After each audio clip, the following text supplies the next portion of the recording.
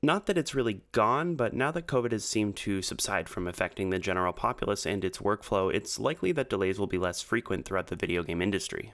Well, there will probably be some, as there always have been, but I'd hope plenty of developers have taken Cyberpunk as an example that perhaps the date of release should be relative to the product being finished and not trying to finish a product before a date set ahead of time.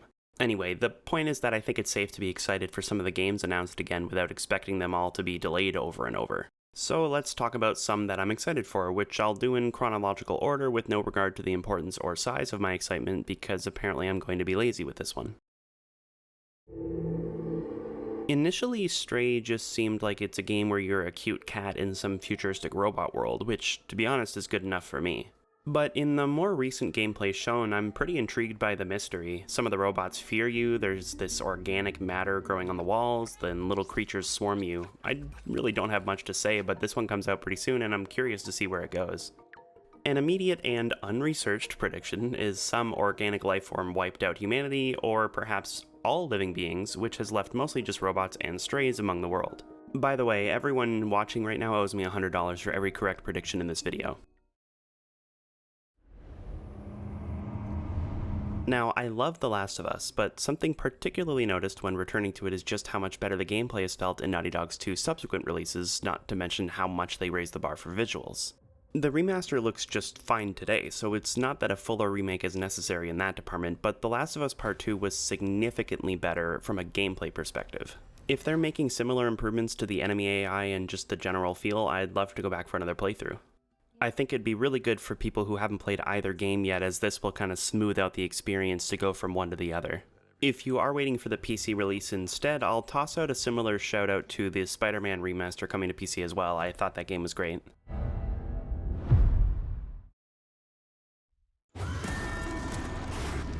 Apparently it's a good time for westerns lately, particularly bizarre ones. Red Dead 2 wasn't super recent, coming up on almost 4 years now, so maybe that's not lately, but if that didn't quench your western thirst, there was Weird West and now Evil West. The latter two are obviously more unconventional settings than the former, leaning into some strange and mystical elements. Evil West is probably not a day one purchase for me, but I do really like the designs and I think the gameplay shows a good deal of fun. So long as they provide a large selection of tools and playstyles, I think this is a pretty good bet.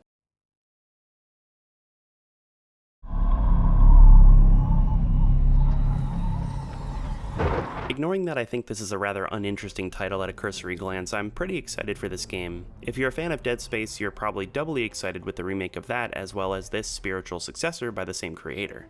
Glenn Schofield, has a pretty solid track record, and when you think of Dead Space or now the Callisto Protocol, of course it makes sense to realize that its first release as a game director was Gex 3D Enter the Gecko. The progression is obvious. Jokes aside, Dead Space was one of my favorite PS3 games, and it's pretty clear that this is going for a similar experience. From what I understand, this was initially supposed to be in the PUBG universe, which is completely strange, but it seems that's no longer the case. Regardless, if it can instill the same sense of terror I had going through Dead Space while upping the ante a bit, I'll no doubt love this game. I can't be certain the art direction will be as good based on what we've seen, but that's more praise for Dead Space than criticism for this. The Dead Space remake comes out in January 2023, so I guess chalk that up for another I'm excited for. Now, as far as I know, that's it for games I have anything to say about that have confirmed release dates. There are plenty expected by next year, though, without confirmed dates, which I'll probably do alphabetically and based on the 2022 and 23 pages, because that's how these Wikipedia lists are ordered. This is obviously the pinnacle of quality research.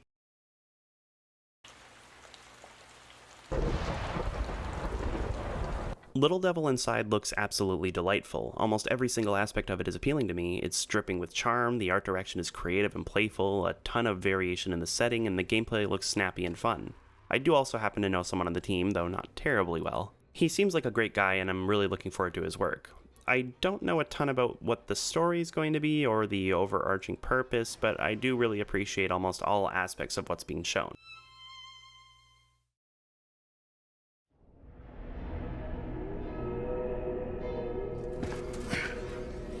I have deliberately not watched a ton of Baldur's Gate 3 because it's been in early access a while and I want to enjoy it fully upon release. That said, over the last few years I got into D&D.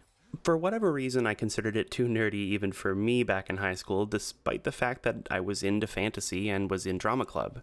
I ignored it, and I regret that now as I've enjoyed myself playing it. Additionally, I did play Baldur's Gate 2 back as a kid, though I never got very far. D&D appeals to me largely because I love, as a concept, branching story choices. Unfortunately, no matter how many games build that as a major aspect, or even do it well, they'll always be set back by programming and time. Every decision you want to do must be recognized by the developers, or it simply won't be an option. In D&D, you can simply rely on your DM and players to combine to tell a story. Now, in that, the limitation is the choices you make might not end up being as important because the DM can simply change course on the fly and put something you avoided to somewhere else, so neither system is necessarily perfect. That said, I hope Baldur's Gate 3 can do their best to make those choices as significant as they should be. I like what I've seen of it, but I'm trying to not watch more as of now.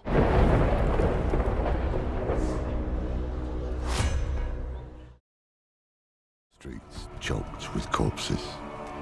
Unthinkable destruction. I witnessed senseless slaughter. Continuing with sequels to RPGs from the 90s that were largely based on tabletop games, Diablo IV looks great. I played a lot of Diablo as a kid, and to a lesser degree Diablo II. Diablo III was a departure from what I thought was an important aspect of those first two, the art direction. Diablo III was a nice-looking game, but its design lent itself to a lighter fantasy world like Warcraft. However, what we've seen of Diablo IV, it seems like they've gone back to that darker, more gothic look, and I think it looks great. Now, while the art direction is important, it's still a game. Diablo III's worst aspect was that it was completely unfun. Even in harder difficulties, I never felt like I had to think about what I was doing, just throw abilities out and collect your new gear, which also felt like every second I was upgrading something. That sounds like a weird thing to complain about, but the frequency of upgrading gear made each subsequent improvement feel underwhelming. Additionally, here's something that will possibly sound like a silly thing to complain about: the damage and health numbers increase too quickly. In an RPG, progression is important, and the feedback of your power is too. In the original Final Fantasy VII, early on you're getting hit for 7 or 8 damage, you're dealing around 30. Later on, in a flashback, you get one shot by some dragon, and then Sephiroth kills it in one hit for 3000 damage. That disparity of strength gives you some perspective, and it feels more impactful once you reach that point, and it does take some time. Another example is RuneScape, or more specifically old school RuneScape. You start off literally doing 1 damage to things, and it's a pretty slow crawl to reach the endgame. Even in the endgame, you're doing 40s or 50s, and that takes a ton of time, and you reach a point where even an increase of 1 to your max damage can be a significant improvement. In Diablo 3, yeah, you start off hitting low, but boy does it scale quickly, and you also perform way more attacks at once. There are also more enemies too, you can't compare every game 1-to-1, so these comparisons aren't totally fair. But in my replay of Diablo 3 from last year, all I could think was how underwhelming it was that I was increasing the DPS at such extreme levels. To be a bit more fair, RuneScape's grind is incredibly long, so I'm certainly not suggesting increasing at that speed, but it's more to point out how important the scale of damage is, not just the rate of increase. It became tiresome to compare damage numbers between items when the numbers are in the thousands, including decimals, constantly min-maxing between minor discrepancies when you know you're soon going to get something that's even better. If I'm being completely honest, I can't entirely remember how Diablo 1 and 2 scaled in this regard, so maybe it's not just 3, but I feel as though I remember the numbers not increasing at the same rate. Someone can correct me if I'm wrong. I understand all these games have had times where you're just mowing down large groups, and that's fine. You can still have that and have the numbers reflect a more satisfying progression. I'm hoping that 4 can tone it down a bit. Scale slower, let me feel the improvement when I get it, and hopefully make a game where you have to think about your build and abilities, and not just use whatever to wipe out packs of enemies with ease. I like a lot of what they've shown in terms of the visual design and how the gameplay looks, but I won't know how it feels until I play it. I do like the open world MMO section with instance dungeons. I'm excited to try that out.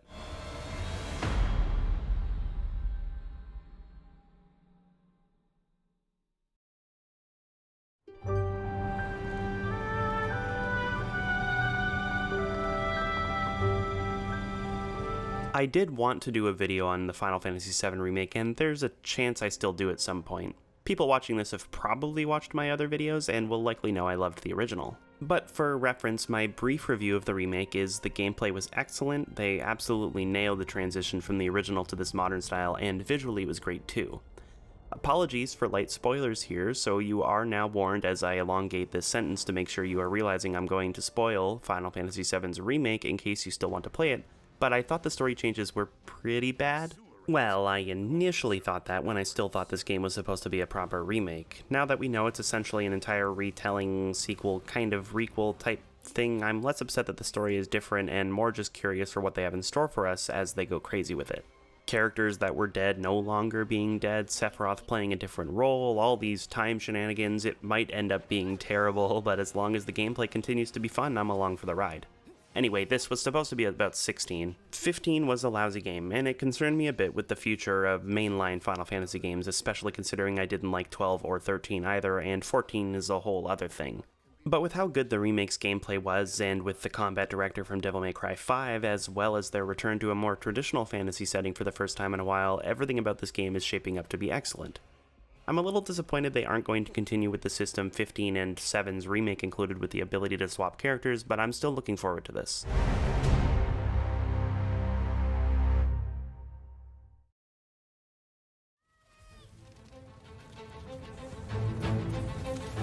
Another game I wish I had done a video on, Hollow Knight, is one of my favorite games of all time. Every single aspect of that game is great, from the gameplay to art, to audio, to storytelling, to price. The fact that they turned what was initially just a stretch goal to add a playable character into a fully fledged game, still free for those that helped the Kickstarter, it's incredible. What they've shown is the exact quality I'd expect from them, and I'm super anxious for this game, possibly more than any other I've spoken about, which is funny because I don't have anything else to expand on. In terms of anticipation, there's only one other game that comes close.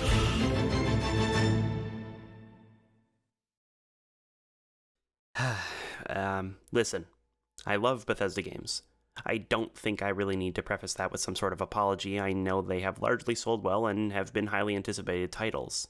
However, given their reputation in terms of polish and in terms of releases since Fallout 3, at least particularly in the sphere of game analysis, they have a ton of issues. The writing as a whole is pretty mediocre, and the choices are not often impactful enough. The gameplay isn't particularly amazing, though I do think Fallout 4 made strides to have serviceable gunplay for what it is, and their games are certainly unpolished. In some ways, they end up feeling relatively shallow, especially when Fallout New Vegas came right on the heels of 3. I miss the depth of Morrowind, yet I love Skyrim. I really like Fallout 4, and I enjoyed my brief time with Fallout 76, though it was well after they had updated the game a lot. I think Bethesda, while there is missing quality at times, put out games that feel like projects of passion, ignoring 76, especially things we've recently learned about how no one wanted anything to do with it. I do want to be clear, though, that ultimately passion does not equate to quality. A soulless game can still be very well made, and it's also not an excuse I would give to any other art form. Someone can work their hardest on a piece of music, and if it's not good, it doesn't really matter to me how much care they put into it. I can respect it, but it doesn't mean I'll appreciate the product, though I think passion coming across in the result can help so long as the result isn't horrible. It has always felt like my experience with their games is the end product is greater than its individual components, except for their world design and music, both of which I think are top-notch. Now, I include this preamble for Starfield because I want to preface that despite my love for their games, I do recognize their issues. I'm not really afraid to share how I feel about any game, liked or disliked, nor am I concerned with any sort of resulting backlash. That might be because I'm a tiny channel, but the point is I'm not saying this because I'm worried about "you're just a Bethesda shill" when I share my excitement, but I'm also not a pandering jackass who's going to read the room and make some video about how Todd Howard lies and talk about how bad Fallout 76 is and that Starfield is an utter disaster, because that's not how I feel. Not to suggest that everyone who feels that way is lying, but I do recognize how negativity sells, and someone might be more interested in having a popular video than anything else. So, why am I excited for this? It should be obvious beyond having just explained I like their games. I love sci-fi, and I particularly like their setting of a more grounded sci-fi. The tech design isn't too flashy, the UI is simple, and even the concept is more centered around colonizing and exploring, rather than something too heady or extreme. I guess it could still turn into that, but we'll see. I am not particularly anxious for the writing, because that certainly is one aspect of Bethesda that I recognize has been a weak point. However, two things I'll say on that note is that after Fallout 4, Todd Howard did express he recognized complaints people had, and the lead writer on Starfield is not Emil Pagliarulo. For that first part, ultimately recognizing complaints does not mean they get fixed, nor fixed well. For the second, I'm not meaning to shit on Emil's writing exactly, but easily the best bit of writing throughout all of Fallout 4 was the Far Harbor DLC, written by Will Shen, who just so happens to be the lead writer on Starfield. This has given me some hope for it. Now, like I said before, Fallout 4's gunplay was serviceable for the game. Not amazing, it wasn't id Software or anything, but it was much better than Fallout 3. So while the gameplay trailer played by someone not very good and also on a controller so they could show a smoother camera made the gunplay seem mediocre, I can't imagine it would be worse than Fallout 4's. Hopefully it's improved, of course, but I'm not really concerned about it. What I do hope for is, like mentioned back in the Baldur's Gate part, some decision making. This doesn't just relate to story dialogue. Having more ways to mitigate an encounter than just gunning them down would be refreshing. Being able to surrender, having enemies surrender, whatever. While my expectation is not high in that regard, those are just ideas I think would make it a lot better. The worst aspect of the base building in Fallout 4 was the design of the structures was forced to look like they had fallen apart. I imagine they thought players wanted to have a base that looked like it also survived through nuclear war, but it's absurd to imagine someone in that world making a new base and deliberately using broken walls and windows. That said, the actual base building system was pretty good, and I'm excited for how it works in Starfield while also being able to make nice looking stuff. The other Fallout 4 issue was, while I thought the map was great, it was wasted with countless settlements with no purpose other than to be built at. Starfield has a built-in way to avoid that in that the game is about settling places, so they'll be able to better differentiate areas that are preset and have more importance and areas where people aren't at so we can build. Ideally, the balance will be much better than Fallout 4. Speaking of which, that map design is also kind of curious. Since we'll be going to different worlds, I imagine individually they'll be smaller than something like Skyrim or Fallout 4. Something that always falls short in their games is scale. Cities meant to be large end up feeling small because there just aren't that many NPCs walking around. This is likely a limitation of their work, but from the footage shown of the cities in Starfield, there does seem to be a greater density of people. If that can expand to the actual size of the city, which might be possible if the individual maps are smaller, then I think that could be great. Now, as far as those 1,000 procedurally generated planets, I'm not concerned. I think it'll just be like Radiant quests in Fallout 4, where they're really just designed as a way to continue the gameplay loop once you're done the story. They might not be particularly impactful, but I think it's a fair inclusion as a post-game thing, depending on how much focus they draw on them. They might not be great, they might be, I don't really know. But that kind of brings me to the ship customization and piloting, which is obviously something I was completely surprised to see. I was discussing with a friend beforehand how it was a given that the player would get a ship, but it would likely be a stationary map a la Mass Effect. You would have an interface to select which planet to go to, maybe some dialogue with other ships, nothing more. I hadn't even thought of ship customization, and we both basically said there's no way that they would have ship combat. Lo and behold, there it is, and it honestly looks great. FTL systems with power levels that can be brought to other parts of the ship, docking with other ships, all of this seems pretty good. I'm not trying to just gush, I am reserved in this excitement because I know a lot of this could fall short. But all of this really comes off as a passion project, like I said, and they do have a much larger team than back when they were making Skyrim. Okay, maybe it's not passionate for all of the probably 400 people involved in making the game, but I think there's a good chance that this could be a higher quality product than their prior releases. I know a lot of people are more concerned with writing, though, and of course the RPG elements. They did give a taste of that, and I think some of it was promising. Yeah, there were your dull, your guns do more damage skills, but they did show backgrounds where you can change some skills you start off with, as well as traits where there would be some gameplay differences and trade-offs, like one where you have living parents but lose money which goes to them. Some of them sound less impactful than others, like having more endurance when you're alone, but the parent one mentions you can actually visit them, and it's stuff like that that I think could make this system great. And ideally, I hope it's something they can expand on. Additionally, I've always liked Skyrim's system of improving skills by use, at least in concept, and I think they've merged it into a good idea here. Picking skills on leveling up and then improving those skills through use is a good middle ground. It's no question Bethesda's games have streamlined more and more over time, and part of that in my mind is perhaps to cater to a wider audience. But by now, games are no longer niche, and fantasy sci-fi stuff isn't either. Even D&D is growing in popularity, so it's not unreasonable to think that the general populace for these types of games do want a lot of choice and differentiating between playthroughs. Streamlining is no longer necessary to grab a wider audience. That audience is already here, and they want complex systems. Or maybe I'm wrong and the bulk of people don't, but fuck 'em, I do. All in all, I do really like what we saw from the showcase. All I really see is outrage about it, but I think that's because of how easy it is to draw in viewers that way.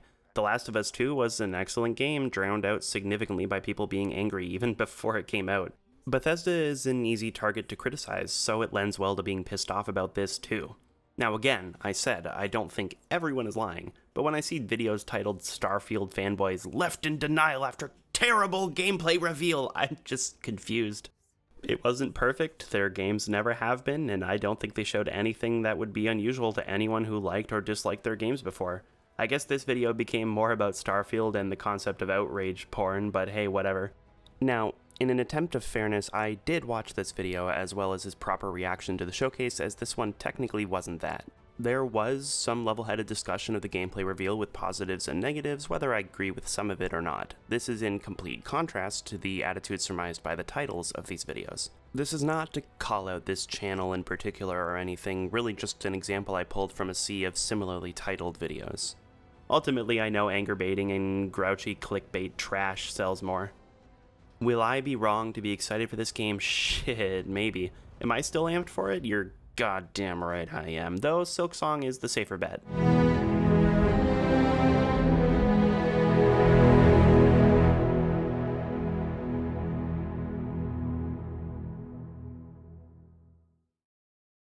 I don't really have many more things to talk about in terms of excitement. Maybe... Oh!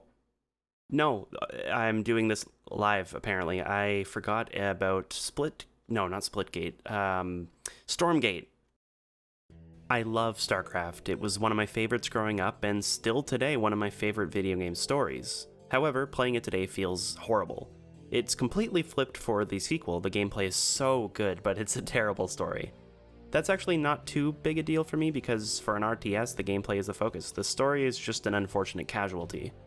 After many years of playing StarCraft 2, though, I started enjoying it less. That's not the game's fault, really. I just played it competitively for a long time, and it's stressful.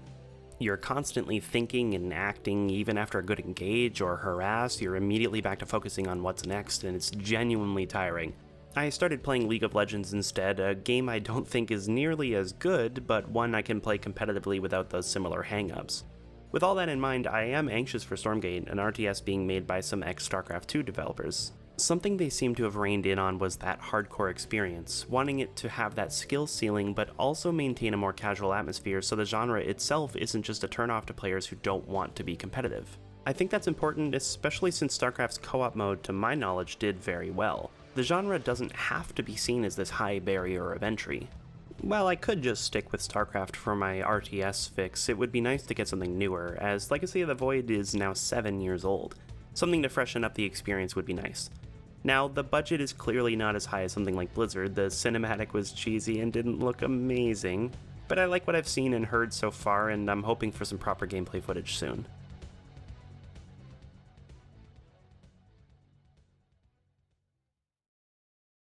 Let's try that again with outro part 2. I have nothing else to talk about. Maybe I'll do more as more things are announced, but I also felt like it might be nice to have a simpler video where I can be less concerned with how I wrote it and whether my analysis of something is wrong or uninteresting, and I can just talk about my favorite hobby. As always, thanks for watching if you did, and I'll see you in the next one.